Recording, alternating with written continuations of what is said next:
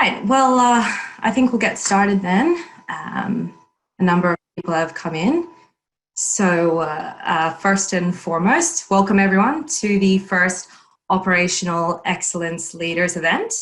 My name is Sarah. I am a marketing specialist here at OFS, and I'll be your host for today. It's really awesome to see the amazing turnout and really excited to go through this first initiative here at OFS with you. So you're all muted right now, and I'll go through a little bit of housekeeping for you at the moment, and we'll dive into it.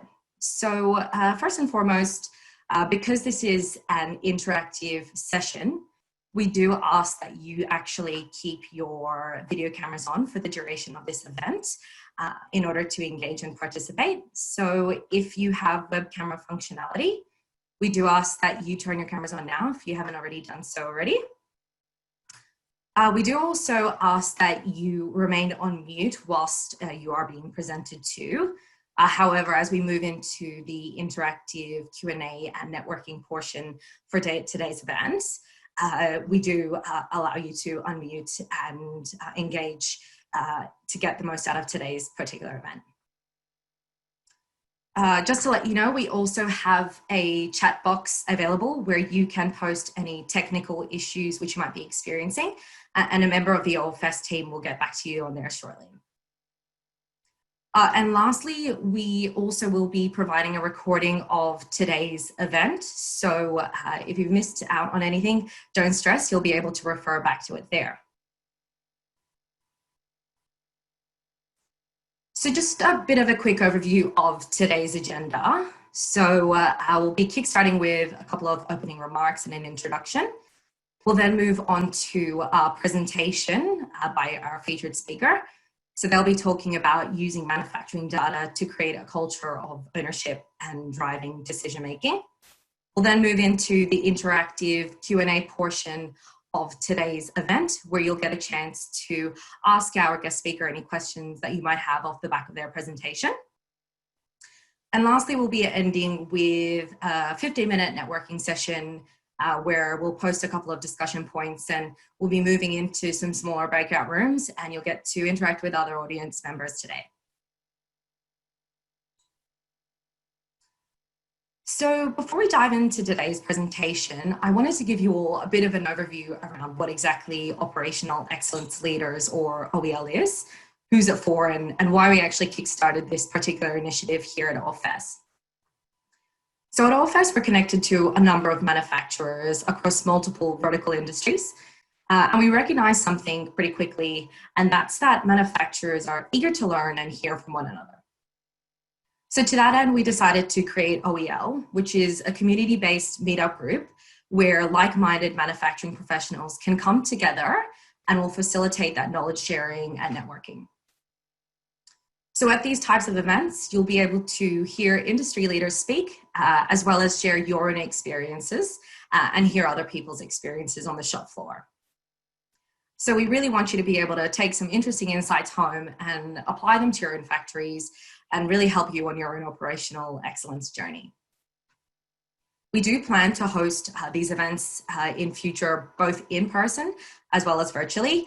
But I guess with the current predicament that we're in with COVID-19, we'll continue to do these virtually until, I guess, restrictions ease up. We'll be hosting these on a quarterly basis as well, so make sure to keep an eye out for any future events, and we hope to see you there. So quick introduction of today's guest speaker. So Brenton Smith is the head of production at Paris Creek Farms. He has over a decade of experience in the dairy manufacturing industry, and he's super passionate about using data to drive a positive change from the shop floor up. And this is something that he's going to be touching on today during his presentation. So I'd like to pass now the presentation on to Brenton.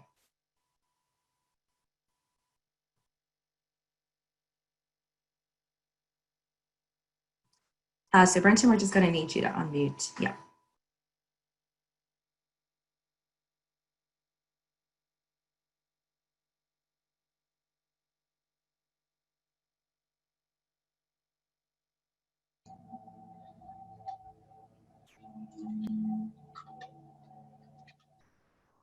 Can everyone see that?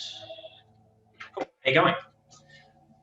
Nice to meet you all. I can't see all your faces at the moment, but yeah, nice to meet you all. So today I'll just be discussing some of my own personal experiences through my career using manufacturing data to drive change from the shop floor through to management level, and how that data can be used to help assist through that change and also drive accurate decision making.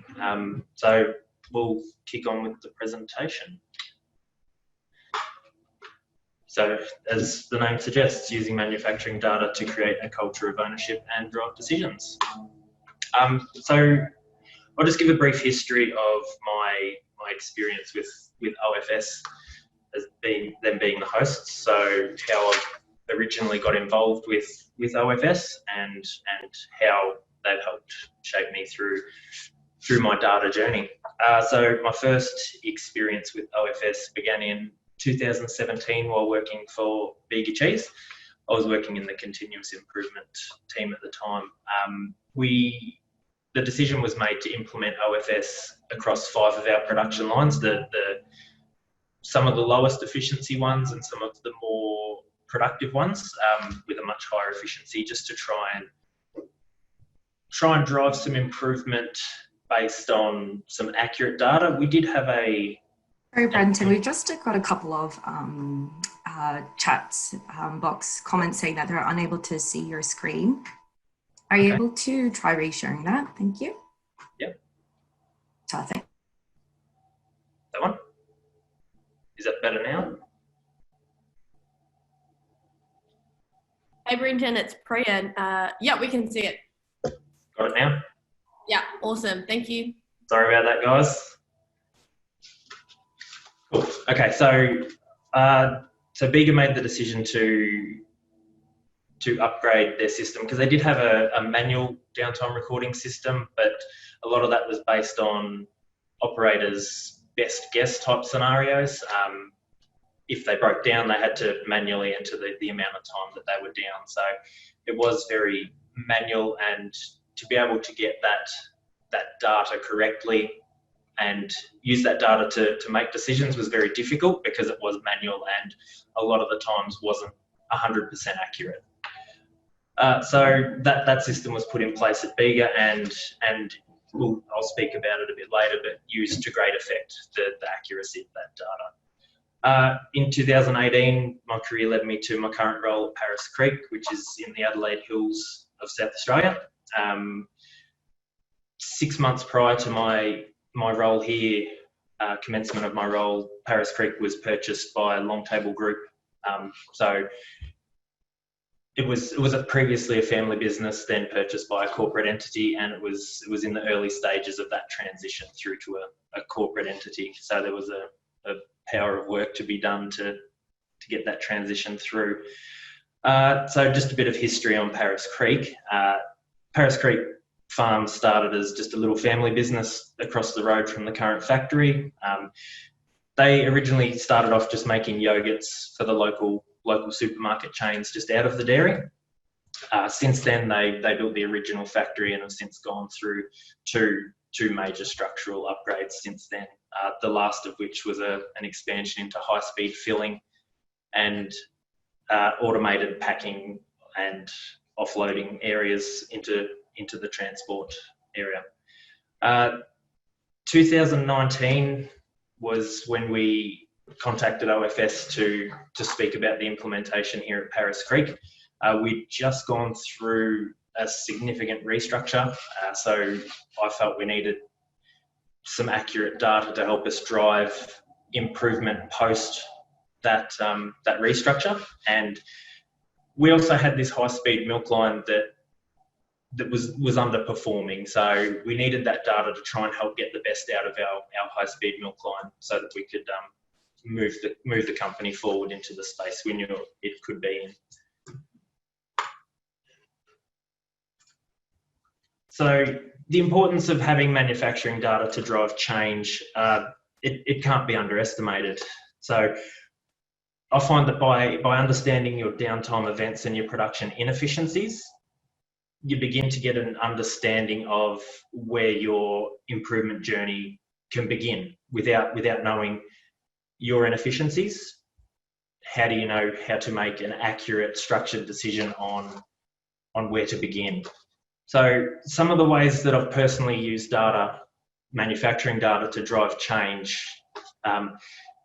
First point there is gathering data by SKU. So it's all well and good to have an overview of your production line to know that your line's producing well or not well. If you can break that down and get a more granular view of your products, so you can get a definitive view of your very high performing SKUs and your very poor performing SKUs, it gives you an opportunity to have a different discussion about performance. So you can look at your high performers and know that they are definite high performers. You can also look at your low performing SKUs and begin to build a bit of a case around either deleting those SKUs out due to their poor performance, or structuring a plan and an approach to try and make those inefficient SKUs more efficient. So by having that more granular view, it gives you more ways to approach a problem, rather than just looking at an overview of a line and thinking that the whole line is performing poorly. You can break it down and remove the SKUs that are causing you the biggest problem. The next one is increased reporting accuracy. So that's from anywhere from the shop floor to management to their direct managers as well. So when you've got accurate data to report to your direct manager or to your board or whoever you are reporting your information to, when you know that your data is accurate and you trust it, there's more sincerity in your reports. It's not just words on a page.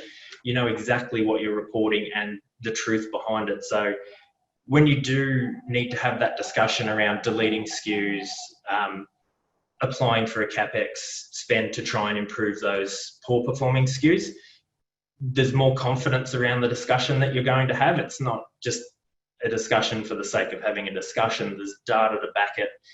There's trust in the data, and that aids in the discussion to drive that end goal that you need to get.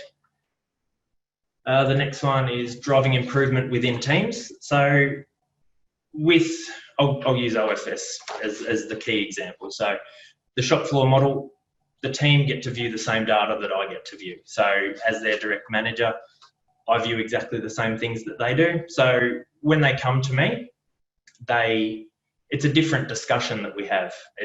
They can come to me with an exact problem, not just the case packer's not working. It's this part of the case packer is broken down this many times for this many minutes, we need help. So the discussion that you can have with your operators is vastly different to anything from previous. Also, when they can view their performance versus previous days, previous weeks, or even versus a different shift, it fosters this little, you try to foster a positive competition within your team. So I like it when you come in the next morning and you're viewing the afternoon shift starter with the morning shift, and they see that the afternoon shift's done better. They get a little bit shirty and a little bit upset that the other teams outperformed them. So you try and foster that friendly competition just to keep pushing them that little bit and driving that sense of improvement that they want to improve. So they've got the challenge, they can see the challenge, it's up on the board, they know what they've got to be. So fostering that friendly competition is something that I feel really helps improve the line. Little piece around supplier accountability. It's very hard to go to a supplier when you've got an issue and 100% accurately give them the information that you would like to when there's been a problem. So if your cartons are underperforming, how much downtime did you have? How long were the cartons the problem? How long has it been going on for? You can then put some figures around that with the number of operators that are on the line for that amount of time. So you can go back to your suppliers and say, this problem has caused us this many dollars of downtime. What are you going to do about it? So you can you can use that to go back to your suppliers and drive greater accountability, because you can start to put some dollar figures around it, not just a little number. So and just guessing, it cost us half an hour. You can give accurate data, accurate dollar figures, and really drive that improvement from them. Working through roadblocks. So anyone who's tried to implement a change with people that have been through poorly executed change know that those people that have been through the poorly executed change are very, very averse to taking on another challenge of change. So they can act as a bit of a roadblock if they're management that have been through that type of change. If it's an operator that's been through that type of change, they can not subconsciously sabotage the change that you're trying to implement. So if you can go to them with accurate data, accurate figures of what's going to happen, and have a positive outlook of the change that is coming, and make them a part of that change, it's much more, it's much easier to bring them on board. And if they're on board with the change and you bring them in as part of it, they can essentially drive that change for you from within the teams. So having that accurate and confident data and bringing people on board with that, the change is much easier to implement through these potential roadblocks, because they'll lead it for you. So promoting a culture of awareness and responsibility. I've briefly touched on it just before. So having access to accurate information, it drives a different conversation. So like I said before, with your operators previously, if they've got no data, their perception is their reality. So if they perceive that their bit of machinery is the worst one for the day, it's been down for hours and hours, that's their reality. That's the information that you will get fed. So having accurate data and the operators having access to that accurate data gives you the opportunity to have a different conversation with the operators. So they can come to you and say, it has been the case packer, it's been 180 minutes for this, this, and this. We need help. Another good thing with that is you can also look at not just your downtime activity, but your SKU performance, and you can discuss this with your operators. So you can talk about your poor performing SKUs, and they might not know why you're running poor performing SKUs. But if you can go to them and say, these poor performing SKUs, yeah, I'm sorry that we're running them, but they are very, very cost effective. They make us a lot of revenue. So while they make us revenue, we'll continue to run them. I do apologise that they are the SKU they are, but they're good for the bottom line. So they get a better understanding of why we're actually running these poor performing SKUs, rather than thinking we're doing it just for the sake of having a SKU on the floor. So transferring ownership of of events to operators. So I find it drives responsiveness. So with operators having the data and accurate, timely data, they're more responsive to downtime events than previous. So they can either contact their maintenance team, or they can contact their direct manager, and they can accurately point to the issue. They might, like I said before, they won't just go, it's the case packer. They'll say, it's the carton pull down. We need help with the carton pull down. So essentially they've done a brief root cause analysis on the problem. The maintenance team know, for the carton pull down, I need these tools, I need these parts, get them, turn up to the line with every bit of equipment they need to fix the problem, rather than having to come there, root cause analysis, then go and get the tools and parts. They're there ready to go, ready to fix the problem. So the responsiveness is greatly improved. Your downtime events are lessened because the events, the information given to your maintenance team is accurate, so they can arrive at the line ready to go with the parts, fix the problem. So we have a daily KPI meeting here that we let the operators drive. So normally you'd get your managers to lead this meeting and try and drive that delivery of KPIs. We've sort of flipped it around. We're letting the operators do that. They know where to get the data. They know where to put the data. They know what they know what's important to them. So there's no point us coming down to the line and saying it's the filling machine. What are you doing? They know what's important to them to fix. They'll say, if you fix the robot, we'll save this amount of time. So let's focus on that. So getting them to drive those daily meetings and drive the improvement, we're finding it's having a great impact, especially on the operators' mindset. So they're taking more ownership of the entire line. They're taking more ownership of their outcomes. And as touched on before, it develops a friendly competition between the shifts and also a friendly competition between themselves. So they come in, they look at yesterday's result, and we're better than that. Let's prove it.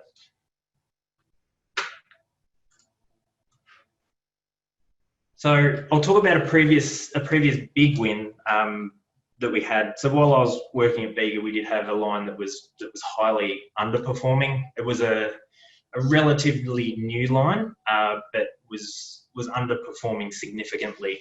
So we did have some very, very good engineering minds on this project. I'm hoping that a few of the guys are here at the presentation. They did a power of work, but one thing that I took out of this project on that line, we implemented OFS. We did all the downtime causes that we could think of, but every morning I would come in and there would be a new list on my desk of new downtime causes that the operators wanted put in. So they wanted to see the improvement as much as we did. They knew what was causing the problems. They provided the list of all the downtimes. They wanted to see these things fixed because no one wants to come into work and run a poor efficiency line. They wanted to see improvement as much as we did. So yeah, we had good engineering minds on there. We had some really smart people on there. But once those people go home, the operators are the ones that have to take charge of that and run with this change. So the amount of buy-in that the operators had due to the data we could provide was, I think, one of the key driving factors to the success of that.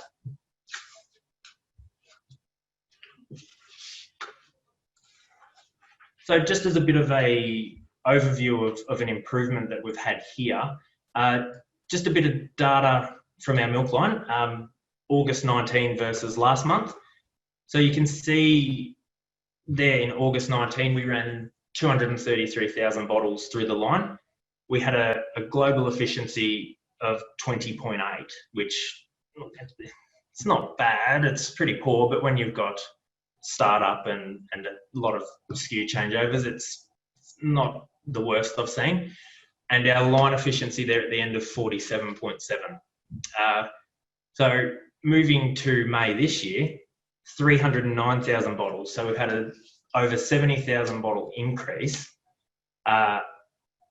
Two of the most pleasing things there, our global efficiency, the OES, had a 6% improvement. So with that 30% volume increase, we've also had a 6% global efficiency increase, which shows that we've decreased our time on our setups. Our changeovers are faster. We're getting better at what we do. We've also increased our line efficiency to 60%. So we're getting a lot more through in a much shorter amount of time, which is great to see. It does show that the data we're getting and the strategic targeting of problems that we've implemented is actually working. So just a bit of how we use these insights to scale a family business to the corporate entity that we needed it to be. First thing that I did when I got here, we reviewed all the SKUs. So this is not just using manufacturing data, this is using all the tools at your disposal. So Skew Rationalization, as some family businesses can do, they try and be everything to everyone. So when I got here, we had SKUs that were highly inefficient. There was a huge amount of waste on these SKUs. and it needed to be fixed. So we used our manufacturing data. How many products of this did we actually make? We used our sales data. How many of the products that we made did we sell? And our profit data. So did we actually make money from what we sold versus what we wasted? And it's a quick way to quickly put a list together of SKUs that are a waste, and to be able to rationalize your SKUs and just focus on your profit makers. It helps everyone. It helps your production. It helps your sales team. They don't have to sell as many products, and production can be much more efficient because you're focusing on your high performing SKUs. Scaling production from the restructure last year to today. So as you just saw on the previous slide, we've had a 30% increase in production just on the milk line since last August. To be able to fit that in, so we dropped production back last year to 4 days a week. That was what our volume required us to do, so we dropped back to that. With that 30% increase in production, we've only had to implement one more shift for the entire week. So a small input for such a great output is excellent. So we used a lot of data, like I said, to strategically target problem areas to make our line more efficient. We've targeted setups and changeovers to try and drive that efficiency. So we've been able to get that amount of improvement with not a great deal of input operator-wise. And efficient labour allocation. So again, this is using different pools of data. So you've got your manufacturing data you can use.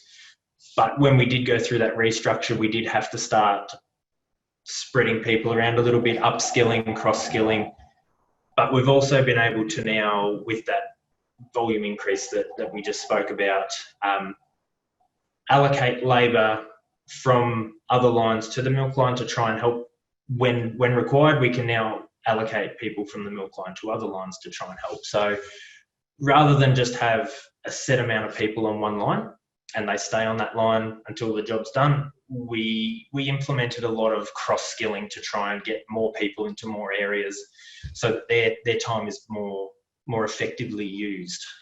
And I feel that the operators do enjoy that because it gets them, change is as good as a holiday.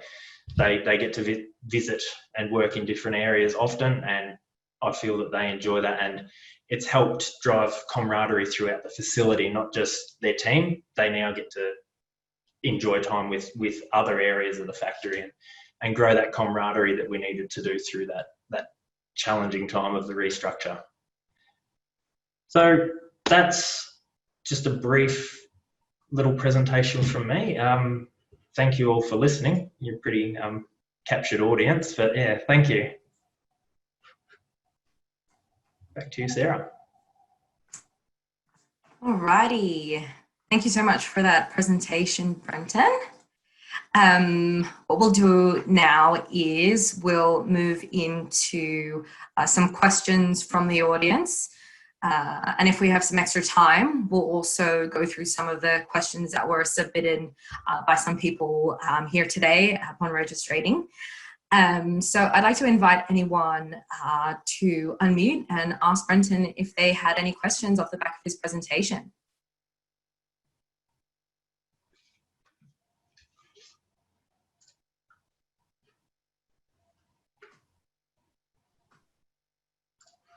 Sarah, it's Ishan Kalapati. Can I ask a quick question from Brenton? Go for it. Yeah. Thanks again, Brenton. Fantastic presentation. And the question for me is, how do you prioritize, not so much on the shop floor level, as you mentioned, and congratulations for being able to get your operators to drive your the shop floor meetings. That's great. My question is more so around the big ticket items. How do you use the OFS data to prioritize in terms of your quarterly or annually big challenges, or do you? So we more use the OFS data to drive not so much the quarterly or the annually outcomes, like you said. We use it more around our day-to-day or our weekly outcomes that the operators struggle with the most. So production data, yeah, we can use production data, but it's based on the SKUs. So performance per SKU, we can use that for our quarterly reviews of products, and like I said, implement that with our sales data as well to see if SKUs are profitable, and put this is how many bottles we made this quarter, this is how many we sold versus that. Are we making any money on that? So yes, it can be used for that. We do use it more to drive improvement at the line. So to make the operators' lives easier.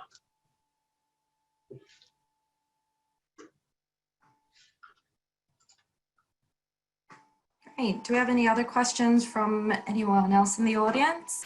Hi, Brenton. This is Tushar. I come from manufacturing background as well.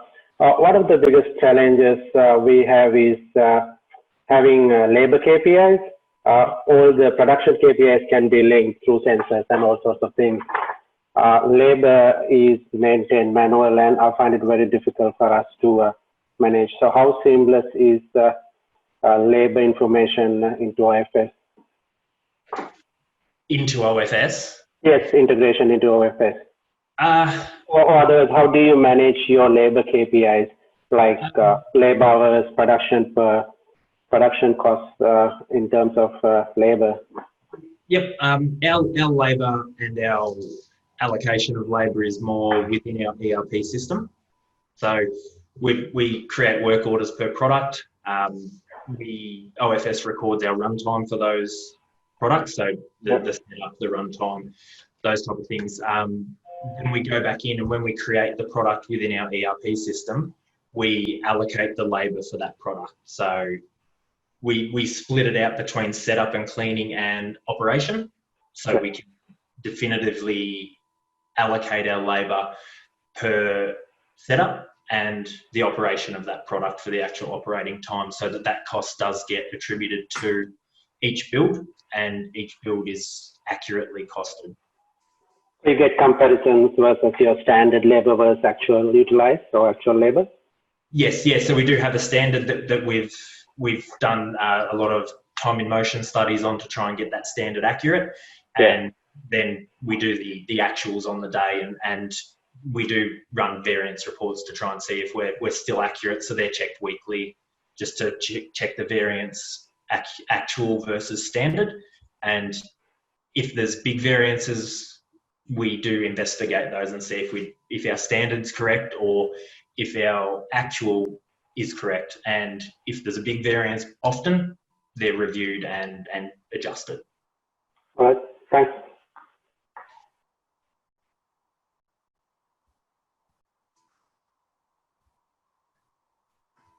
Did anyone else have any questions for Brenton today?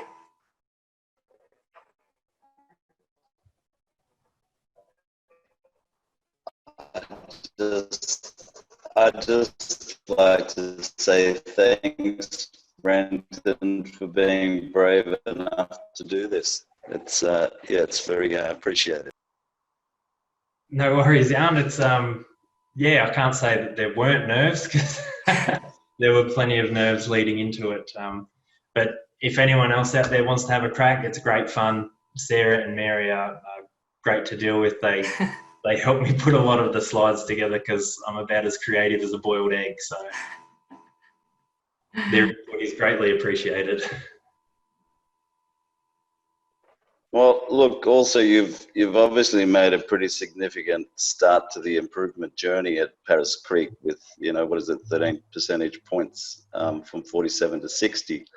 And that's for filling lines. That's, it's not very high, but I know coming from a low base in a little, I think it's even biodynamically owned originally, so to be quite a different culture and mindset, heavily focused on people rather than machines.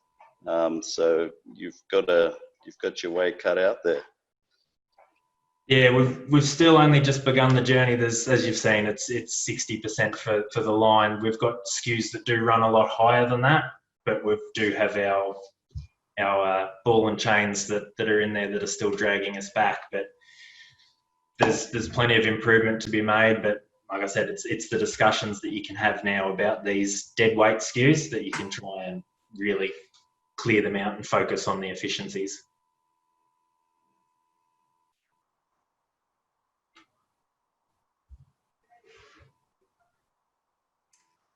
All right. If we don't have any more questions from the audience, I might go through some of the pre-submitted questions for you, Brenton. So the first one is from the founder of CTPM, Ross Kennedy. So he asked, how do you develop your operators so they are able to pick up quality and equipment problems at the earliest possible time?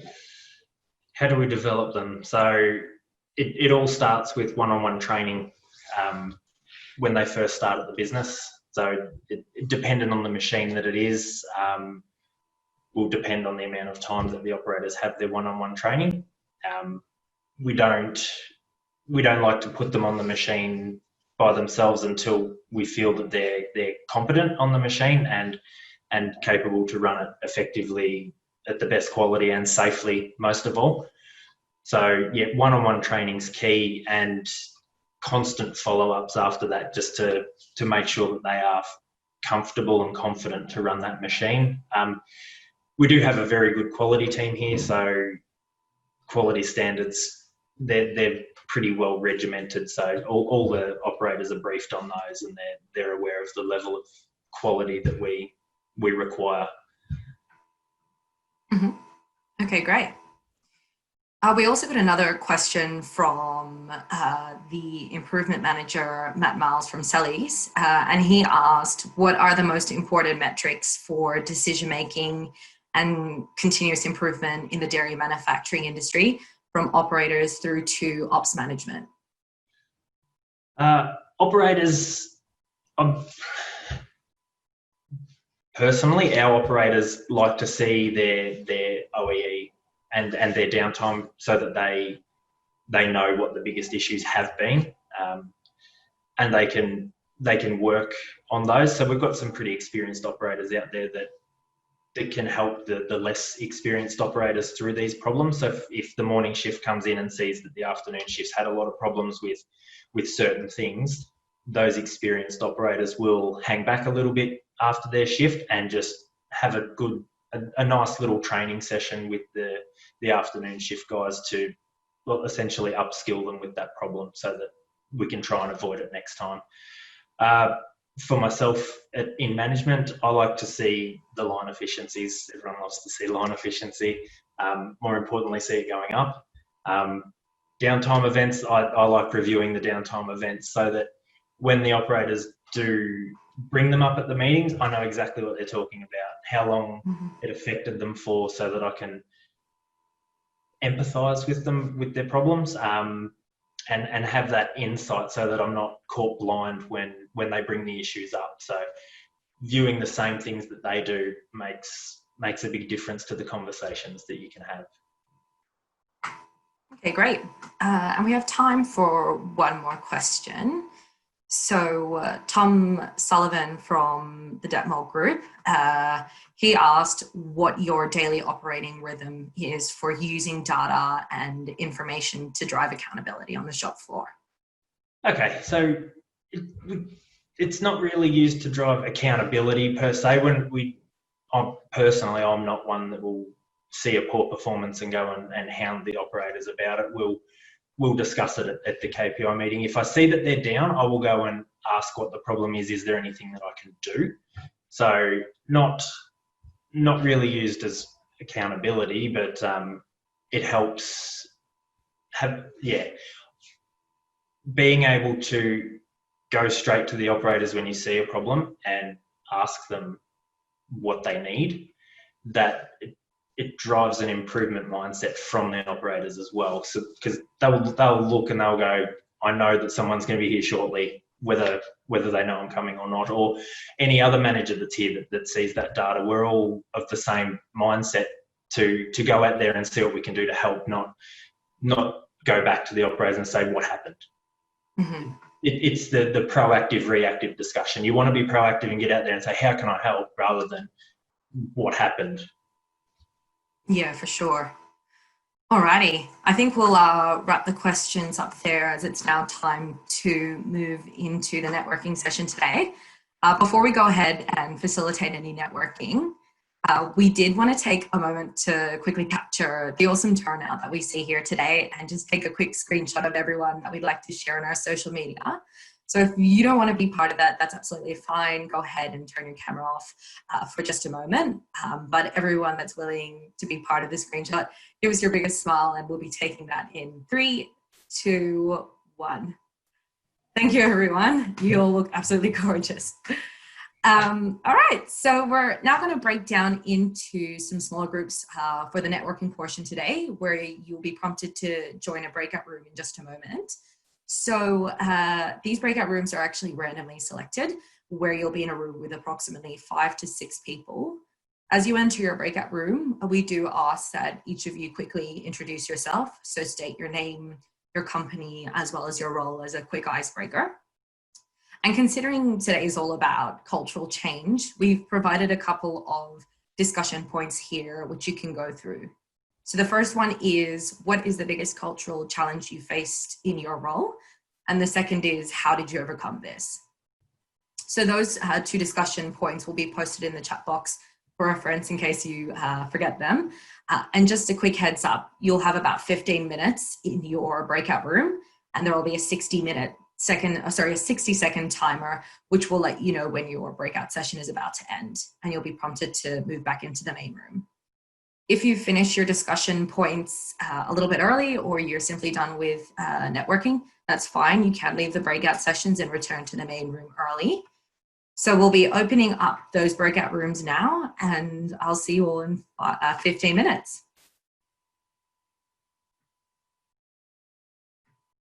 Okay. Looks like everyone is back in the main room now. All right. I hope everyone had robust discussions. With the networking portion now over, that pretty much concludes today's virtual event. So just a massive thank you to everyone for coming along, and also a massive thank you to you, Brenton, as well. It was really awesome to see that presentation and hear how you're able to use, your OFS data to drive that cultural shift and change on the shop floor. So really keen to see you all at the next event. So make sure to keep an eye out for any future events and be sure to register. We do ask that you please take a moment to fill out the survey, which we'll be emailing out to each and every one of you. Have a great evening, everyone, and we'll see you next time. Bye-bye.